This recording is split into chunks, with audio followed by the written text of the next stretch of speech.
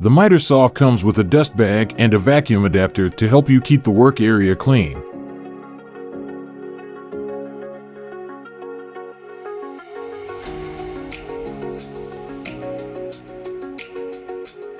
The vacuum adapter accepts vacuum hoses with diameter 1 1/4 inches or 1 1/2 inches. To disengage the head assembly lock pin, hold the head assembly down and pull out the head assembly lock pin.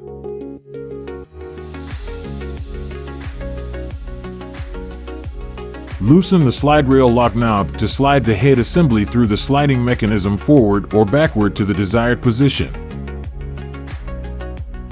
Be sure to tighten the slide rail lock knob after the desired position is reached.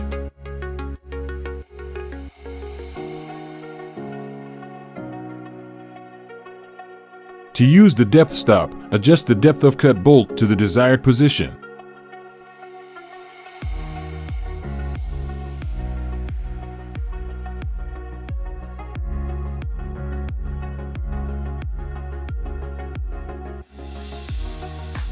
The main switch has a lock-off lever that must be moved to the left to be able to depress the main switch.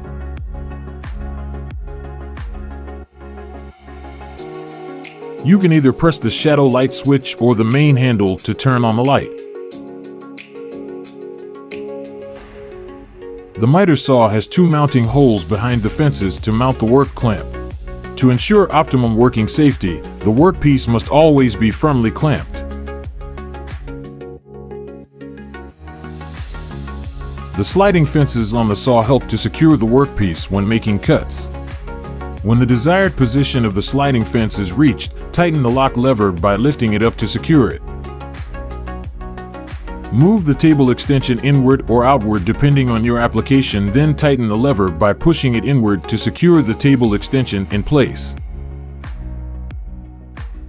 Lift the miter lock lever, press down the miter detent release button to move the miter arm to the desired angle. Then press down on the miter lock lever to lock the arm in place. To override the detent, unlock the miter lock lever and move the arm until the miter detent pin completely snaps into the miter detent slot. You will hear a click sound that indicates the override function is engaged.